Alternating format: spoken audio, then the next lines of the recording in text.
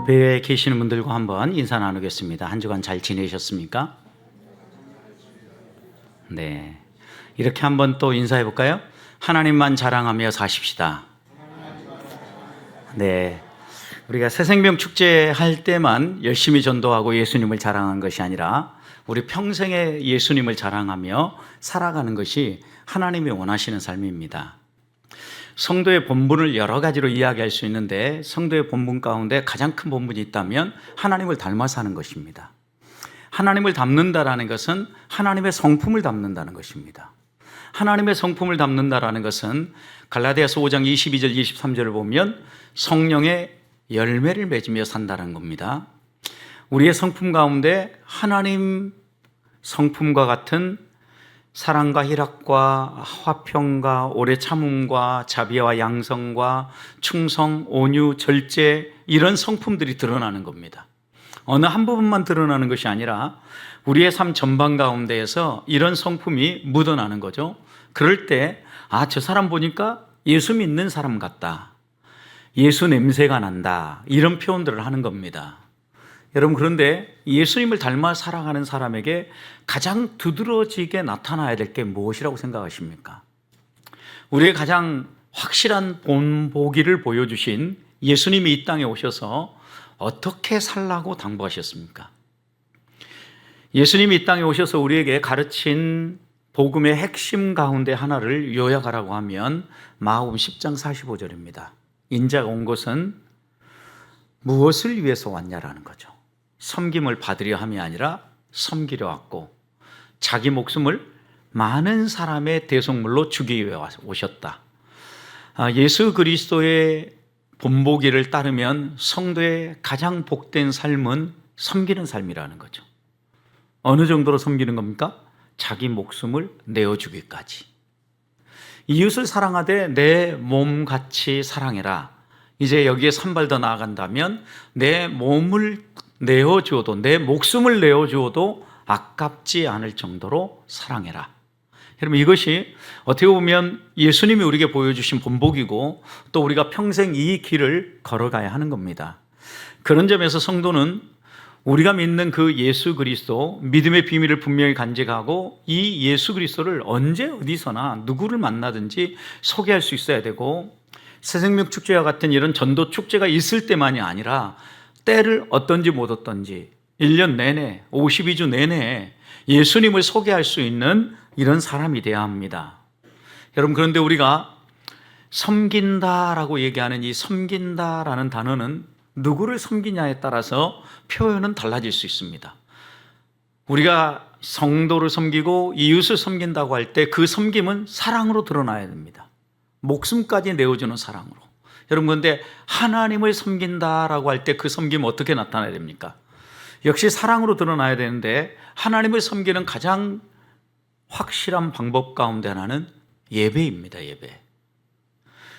오늘 우리가 함께 읽은 이 시편 100편은 감사시입니다. 성전에 올라가면서 하나님께 감사하고 하나님께 영광을 돌리는 시입니다. 그런데 이 시는 하나님을 섬기는 것은 곧 예배하는 것이다 라고 가르쳐 줍니다.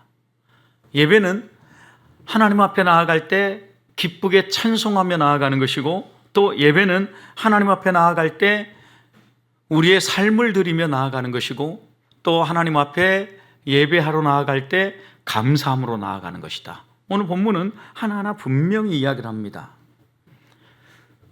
하나님을 섬기는 가장 좋은 방법이 예배라면 누가 예배해야 합니까? 당연히 성도는 예배해야 되죠. 여러분, 그런데 오늘 1절 말씀을 다시 보십시오. 온 땅에 여호와께 즐거운 찬송을 부를지어다. 예배할 대상을 누구로 한정합니까? 특별히 예수 그리스도를 개인의 구주로 영접한 사람만으로 한정하지 아니하고 온 땅에 여호와를 찬송하라는 거예요. 하나님이 창조한 모든 피조 세계가 하나님을 찬송하기를 하나님은 원하신다라는 거예요. 여러분, 그 가운데 만물의 영장인 인간이 하나님을 예배하며 사는 것은요, 하나님이 기뻐하시는 일 가운데 가장 기뻐하시는 일이에요. 그런데 어떻게 예배하라고 얘기합니까? 2절을 보십시오.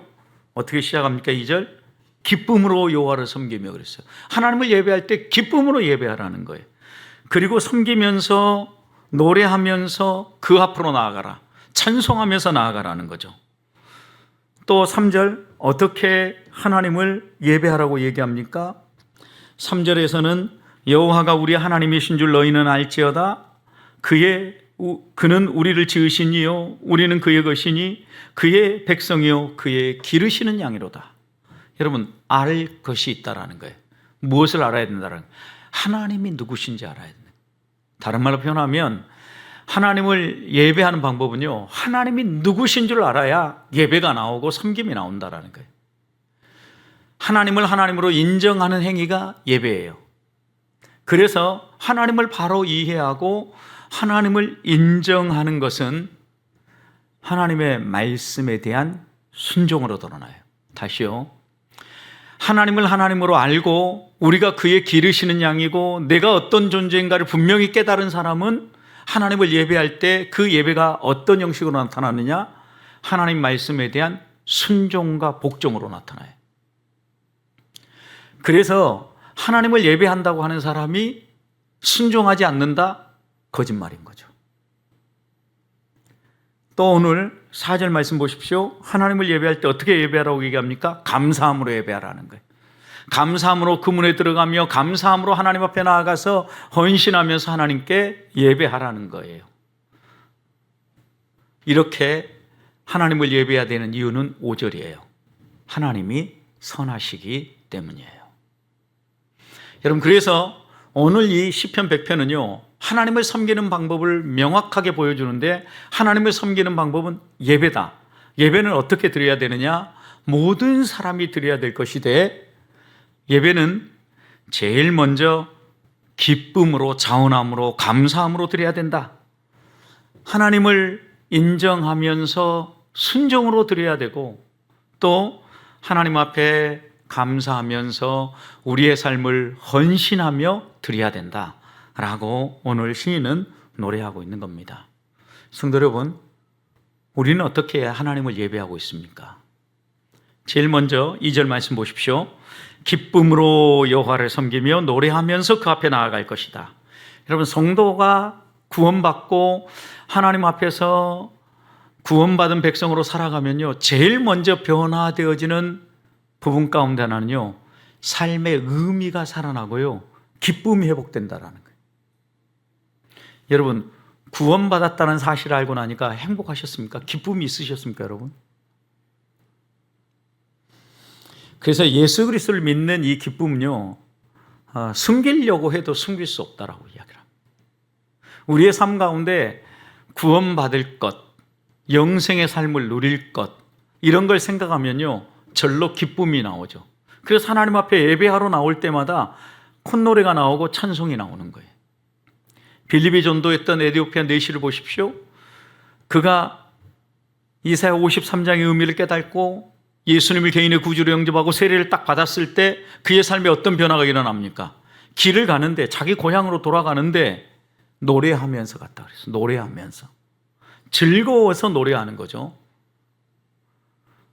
애절한 곡조에 노래가 있는 건 사실이에요. 그런데 여기에 노래하면서 하나님 앞에 나아간다라고 할 때는 기뻐하며 찬송하며 나아간다라는 의미예요. 여러분, 그런 점에서 하나님을 예배할 때 기뻐하며 예배한다라는 것은요, 자원함으로 예배한다는, 기꺼이 예배한다는 거죠. 여러분, 하나님이 원하는 것을 하기 위해서 우리는 부름받은 사람이에요. 이스라엘 백성을 애굽에서 구원할 때도 생각해 보십시오. 이스라엘 백성 마음대로 살라고 해방시켜주기 위해서 하나님이 부르신 게 아니에요. 부르심의 이유가 뭐예요? 예배하는 백성 되게 하려고. 그래서 그들을 구원해서 어디로 데려가는 거예요? 신의 산으로 데려가는 거예요. 하나님을 예배하는 백성으로. 그 다음에 예배하는 백성은 어떻게 살아야 되는지 신의 산에서요, 하나님의 말씀을 배우고 하나님 백성의 법도를 배워요. 그러면서 그들은 광야길을 통과해서 약속하신 가나안 땅으로 들어가지 않습니까? 여러분, 하나님이 원하시는 것을 하게 하기 위해서 구원하시고 부르신 거예요. 내 마음대로 살라는 게 아니에요. 그런데 하나님이 기뻐하시는 일 가운데 하나가 예배라는 거죠. 예배는 하나님을 인정하는 거고 하나님을 섬기는 가장 좋은 방법이에요. 그러니까 우리가 구원받은 백성으로서 우리의 삶에서 살려내야 될 것이 있다고 하면 예배예요, 예배. 여러분, 새생명 축제에 초대한 한 분 한 분을 예수 믿게 하려고 할 때 그들의 삶 가운데 제일 먼저 회복시켜 주기 원하는 게 무엇입니까? 예배예요, 여러분. 처음에는 진정으로 예배하는 예배자가 되지 않을 수 있어요. 그러나 그들이 예배를 하다 보면 말씀을 듣게 되고 하나님의 어떤 분인가를 발견하게 되고 예배 가운데 하나님을 만나는 은혜와 복을 경험한다라는 거죠. 그러면서 하나님을 섬기게 되는 거죠. 탕자의 비유 나오는 큰아들 보십시오.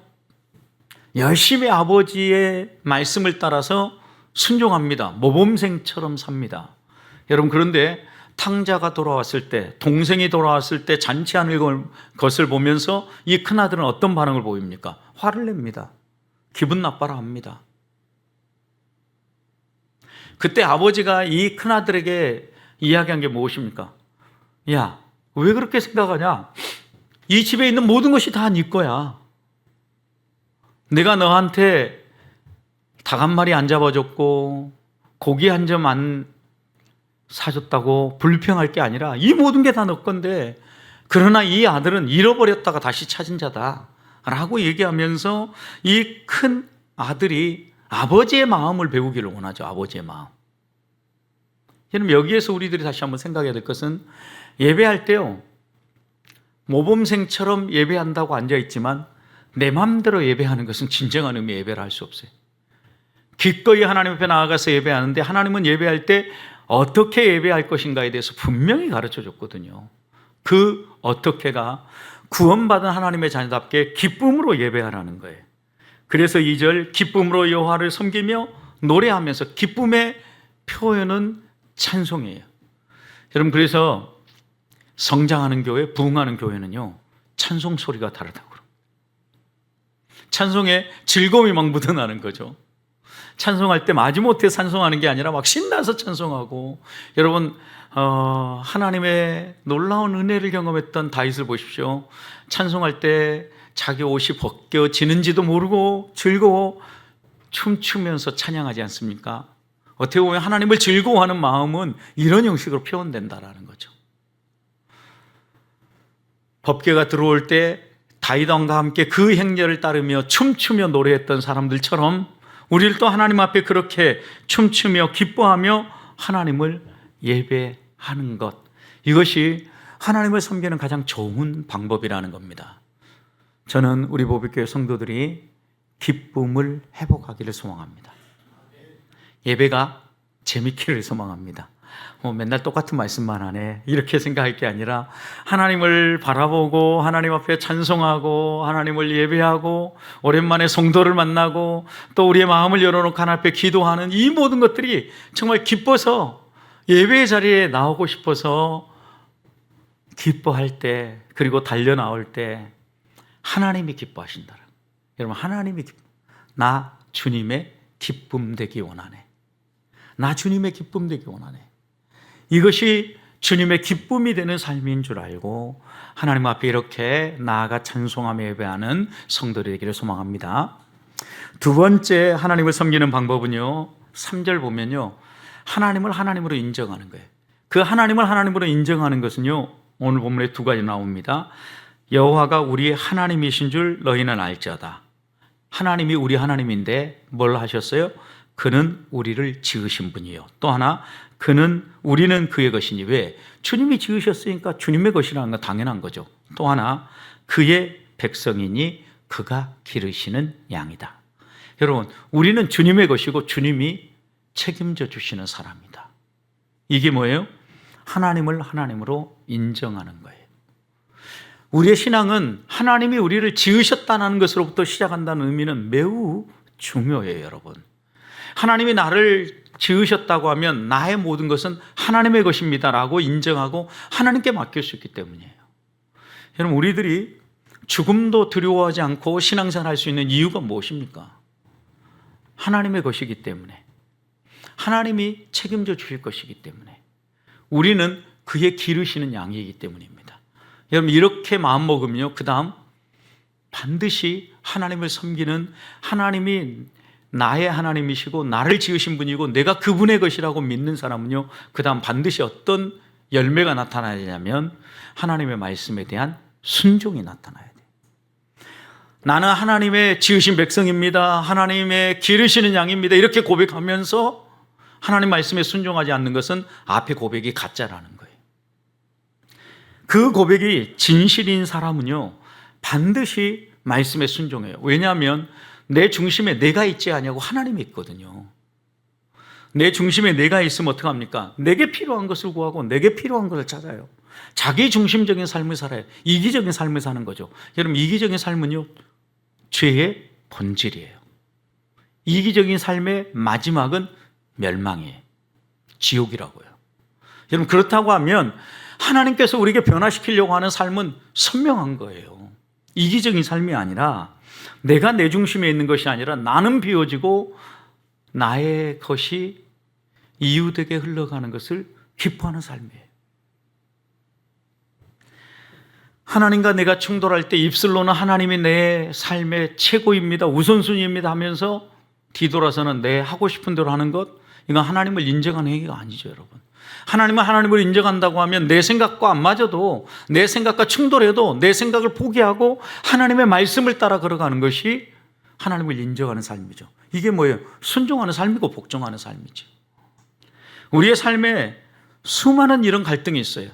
그런데 많은 사람이요, 헌신한다고 하면서도 결국은 보면 질 것 다 집니다. 그리고 또 하나, 요즘 우리가 경계해야 될 것 가운데 하나는 우리 자신이에요. 우리 자신. 우리 자신이 우상이 되어 있어요. 뭐가 또 우상이 되어 있는지 아십니까? 요즘은 건강이 우상이에요. 건강. 언제부터 그리스도인들이 그렇게 건강 챙기며 살았습니까? 100세 시대에 산다니까 100살까지 꼭꼭 채워서 사셔야 되겠습니까?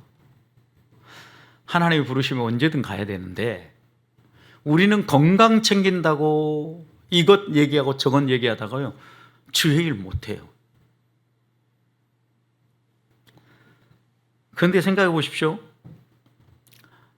이렇게 내가 활동하고 저렇게 활동해도, 내 몸이 아파도 하나님이 예를 들어서 생명의 주관자라고 하면 살리실 거고, 내가 아무리 곱게 다듬고 그 다음에 영양제를 사 먹이고 관리하고 또 관리해도 하나님이 와, 그럼 어때요? 빠이빠이 해야 되는 거예요. 이렇게 선명한데 우리는 이거 몸이 어떻고 저것이 어떻고 뭐가 어떻고, 이런 얘기를 들을 때 가끔 의심해요. 우리 몸이 오늘 우리 시대에 우상이 되어가고 있구나. 우상이 되어가고 있구나. 여러분, 적어도 하나님을 하나님으로 인정한다면, 하나님이 우선순위라고 하면, 몸이 아파도 하나님이 원하신다면 기꺼이 내 삶을 드리는 게 하나님이 기뻐하시는 일이잖아요.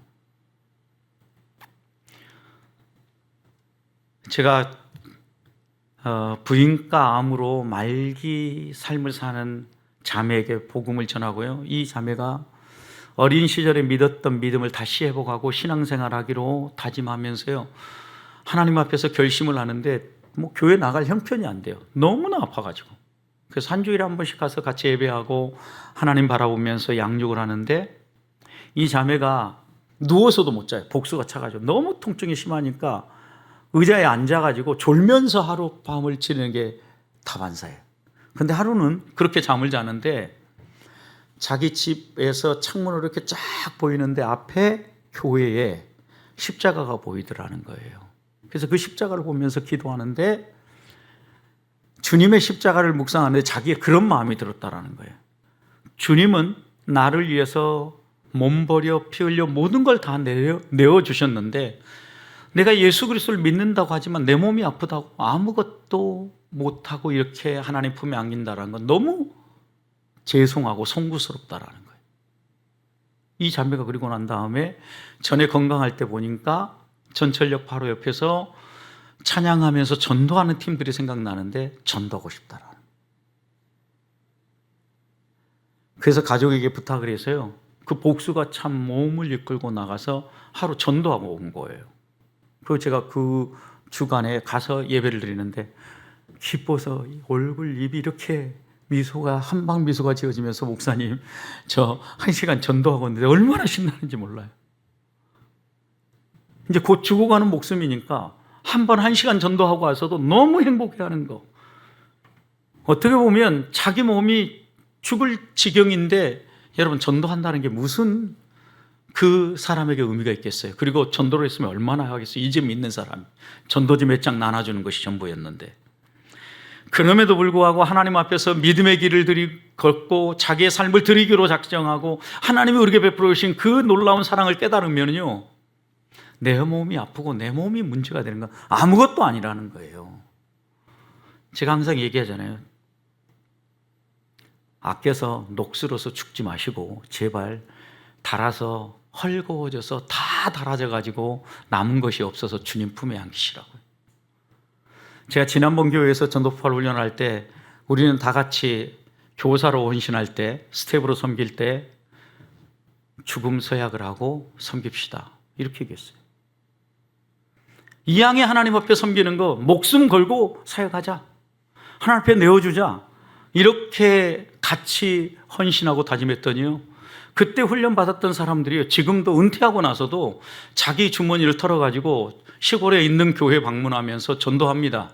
그리고 자기 돈 가지고 와서 그 시골에 정말 나이 드신 목사님, 사모님 식사 대접하면서 위로하고 이틀 3일씩 전도용품 가지고 와서 전도한 다음에 사람들, 교회 나오기로 작정한 사람들 연락처 적어가지고 목사님께 드리고 헌신해요. 하라고 해서가 아니라 하나님께서 내게 베푸신 은혜가 너무 감사하니까, 우리는 하나님께 내 목숨을 내놓은 사람이니까, 하나님이 원하시는 게 이것이니까.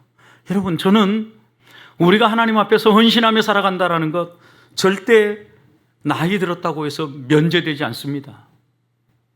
저는 하나님 앞에 죽을 때까지 복음 전하며 살기를 소망합니다. 하나님이 원하시는 일이라고 하면 하나님 앞에 나아가야죠. 자녀는 순종해야 되고 양은 목자를 따라야 되는 거예요. 여러분, 우리는 그의 기르시는 양이고 그가 지으신 그의 백성이에요. 하나님을 따르는 거고 하나님의 말씀이 그걸 원한다고 하면, 아직 내 목숨이 붙어 있고 아직 하나님이 내게 생명을 두고 계신다면 부르시는 그날까지 복음 전도를 위해서 예수님을 소개하고 하나님을 전하면서 순종의 삶을 살아가는 것이 가장 하나님을 기쁘시게 하고 섬기는 일임을 잊지 않고 섬기며 사시기를 주님의 이름으로 축복합니다. 마지막입니다. 4절 보십시오. 하나님을 섬기는 세 번째 방법은요, 감사예요. 감사함으로 그 문에 들어가며 그 감사의 찬송으로 그 궁정에 들어가서 그에게 감사하며 그의 이름을 송축해라. 여러분, 그의 문에 들어간다 했는데 이 문이 어느 문입니까? 성전문이에요. 성전문. 여러분, 근데 이스라엘 백성이 성전문에 들어갈 때 어떻게 들어갔습니까? 제물을 들고 들어갔어요. 감사하면서. 빈손으로 들어가지 않아요. 찬송하면서 그의 궁정에, 그의 궁정은 어디에? 하나님의 성소 안으로 들어가는 거죠. 하나님의 성소 안으로 들어갈 때 그의 감사하며 그의 이름을 송축했다, 이 말이에요. 여러분, 그래서 감사함으로 예배한다라는 것은요, 하나님께 돌릴 영광을 마땅히 돌린다라는 얘기예요. 하나님께 돌리는 영광이 무엇입니까? 하나님을 최고로 생각하고 섬긴다라는 거예요. 우리의 시간을 드리는 겁니다. 우리의 재물을 드리는 겁니다. 우리의 재능을 드리는 겁니다. 감사함으로 나아가면서 드리는 것이 시간이 돼야 되고 재물이 돼야 되고 재능이 돼야 된다라는 말씀이에요. 여러분, 감사한다고 하는 것은 하나님이 내 생명의 근원입니다. 하나님이 내 삶을 지탱해 주는 힘입니다. 오늘 내가 이렇게 사는 것은 하나님의 은혜입니다 라는 고백이 있는 사람이 감사가 나오죠.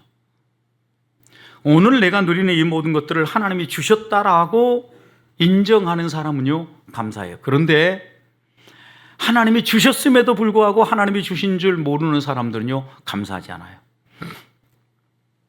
누가복음 17장 11절부터 19절 보면 예수님 앞에 나와서 자신들의 필요가 있을 때 간절히 부르짖던 10명의 나병 환자 이야기가 나옵니다.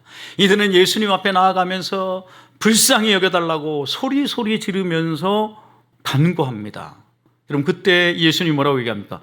너희 몸을 제사장에 가서 보여라. 나음을 얻을 거라는 거죠. 여러분, 이들은 제사장에 가서 몸을 보였어요. 10명이 다 나왔어요. 그런데 여러분, 이 10명 가운데 감사함으로 예수님께 돌아온 사람은 한 명뿐이었다는 사실이에요. 우리는 하나님 앞에서 감사할 것들이 많음에도 불구하고 우리 자신을 잘 돌아보지 않아요. 그래서 많은 선배들은 이렇게 얘기합니다. 감사는 습관이다. 감사도 해본 사람이 감사한다라는 거죠. 우리가 평소에 우리의 삶을 돌아보면서 계속해서 훈련하면서 감사하는 사람, 매일 감사하는 사람이 평생 감사할 수 있는 사람이라는 얘기죠. 한 번이라도 불평하면요, 그 불평이 쌓이고 또 쌓여서 불평이 연결되어질 수 있다라는 걸 기억해야 합니다. 톨스토이가 쓴 재밌는 이야기 우화 가운데 이런 이야기가 있습니다.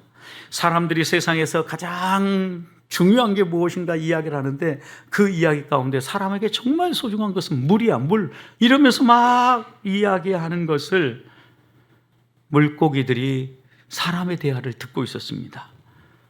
물고기들 생각해 보니까 사람들이 그렇게 중요하다고 얘기하는 물이 뭘까? 아무리 생각해 봐도 물이 뭔지 모르겠는 거예요. 그래서 젊은 이 물고기들이 어른 물고기, 노인 물고기한테 가서 물었어요. 물이 무엇입니까, 선생님? 그러니까 나이 든 물고기가 이렇게 얘기했습니다. 우리는 지금 물속에서 살고 있단다. 물은 곧 생명이란다. 우리 몸은 항상 물에 적셔져 있으며 날마다 그 속에서 살고 그 물을 먹고 산단다. 그러나 우리가 그것을 느끼지 못하고 있다는 것이 문제란다. 이렇게 젊은 물고기들에게 가르쳐줬다는 우화가 나옵니다. 여러분, 톨스토이 이 이야기는요, 이게 크리스찬으로서 산다는 것의 의미가 무엇인가를 명확하게 얘기해 주는 거예요. 우리는 우리가 누리고 있는 생명이기 때문에 생명의 소중함을 잘 느끼지 못할 때가 있어요. 두 발로 건강에 걸으니까 걸을 수 있다는 게 얼마나 소중한 것인지 몰라요. 열 손가락을 움직여가지고 무엇이든 할 수 있으니까 손가락을 마음껏 움직일 수 있다는 이 행복이 얼마나 큰 행복인지를 잘 몰라요. 물속에 있어서 물속에 젖어서 살아가니까 그 물이 얼마나 우리에게 소중한지 모르는 거죠. 여러분, 그런데 당장 어항이 깨지고 물이 한 방울도 없어 보십시오. 물고기는 다 말라 죽어버리는 거죠. 여러분, 우리가 평소에 누리고 있는 이 모든 것 가운데 하나님이 어느 한 것만 콕 집어가지고 가져가신다라고 생각해 보십시오. 그때는 울고불고 난리 날 겁니다. 소중함을 알고 하나님 왜 이걸 가져가십니까? 라고 이야기할 겁니다. 그렇게 우리들이 소중하게 생각한 햇볕도요, 평소에는 모르다가 일주일만 장 맞아 보십시오. 햇볕 안 나오는가 간절하게 기다릴 겁니다. 여러분, 이런 우리들을 보면 너무나 선명하잖아요. 너무나 편안하게, 그리고 너무나 아무 조건 없이 누리고 있기 때문에 그것이 하나님의 은혜인지 모르고 살아가는 것이 많이 있다라는 거예요. 일상 가운데서 우리가 누리는 것, 아주 보통의 하루, 보화. 바로 그것이 하나님의 은혜예요, 여러분. 근데 우리는 이것을 놓쳐버리니까 매일 감사가 사라지고 평생 감사가 사라진다는 겁니다.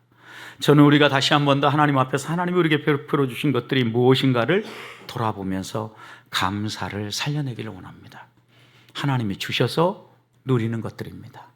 생명부터 사랑하는 가족, 그리고 내가 입고 먹고 누리는 이 모든 것, 하나님의 은혜인 줄 알고 하나님께 감사하면서 하나님만을 높이고 하나님만을 자랑하며 살아가는 성도들이 되시기를 주님의 이름으로 축복합니다.